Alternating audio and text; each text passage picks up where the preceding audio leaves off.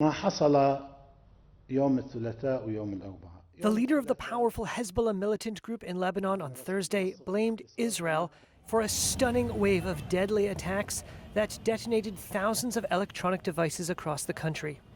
In a speech broadcast from an undisclosed location, Hassan Nasrallah called the attack, quote, unprecedented in the militant group's history.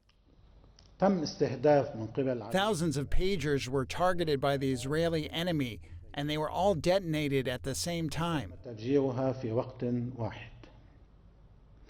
The enemy violated through this attack all the regulations, laws, and red lines. Lebanon and Hezbollah have blamed Israel for attacks on Hezbollah's communications equipment that killed at least 37 people and wounded around 3,000. Nasrallah acknowledged the attacks represented what he called a major security and military blow. Dozens of funerals show the reach of the strike. On Tuesday, pagers used by Hezbollah began exploding, seemingly detonated remotely. A day later, handheld radios began to explode, sometimes at funerals of those killed in the first wave.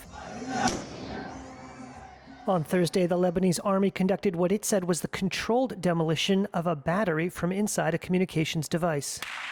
Israel has not commented directly on the attacks, which security sources say were probably carried out by its Mossad spy agency. But as Nasrallah spoke, the roar of Israeli jets could be heard over Beirut.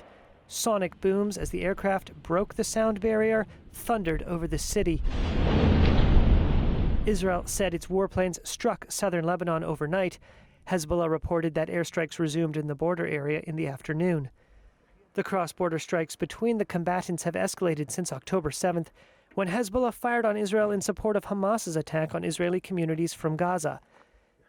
Israel says its conflict with Hezbollah, like its war in Gaza against Hamas, is part of a wider regional confrontation with Iran, which sponsors both groups, as well as armed movements in Syria, Yemen, and Iraq. The conflict has repeatedly threatened to spread. Iran has promised to hit back at Israel for what it says was an Israeli strike that killed a Hamas leader in Tehran. Iranian state media reported the commander of the country's Revolutionary Guards told Hezbollah's Nasrallah that Israel will face a, quote, crushing response from the axis of resistance for its attack on the group's communications devices.